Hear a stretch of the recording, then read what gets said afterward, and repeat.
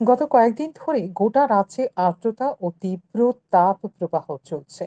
আবহাওয়া রিপোর্ট অনুযায়ী এই পরিস্থিতি আগামী আরো কিছুদিন থাকতে পারে। এই অবস্থায় রাজ্যের সমস্ত সরকারি ও বেসরকারি স্কুল ছুটি আরো 3 দিন বাড়ানো হয়েছে। 29 এপ্রিল, 30 এপ্রিল এবং 2রা মে স্কুল ছুটি থাকবে। প্রথম পর্যায়ে গত 24 এপ্রিল থেকে 27 এপ্রিল পর্যন্ত স্কুল বন্ধ দেওয়া হয়েছিল, কিন্তু তাপমাত্রা নামার কোনো লক্ষণ নেই। রবিবার অর্থাৎ 28 এপ্রিল তাপমাত্রা ছিল প্রায় 38 ডিগ্রি এবং অনুভূতি ছিল 49 ডিগ্রির। অস্বাভাবিক তাপ প্রবাহ বৃদ্ধি পাওয়া পরিস্থিতি অবনতির দিকে যাচ্ছে। বাড়ি থেকে ছেলেমেয়েরা অসুস্থ হয়ে পড়ছে।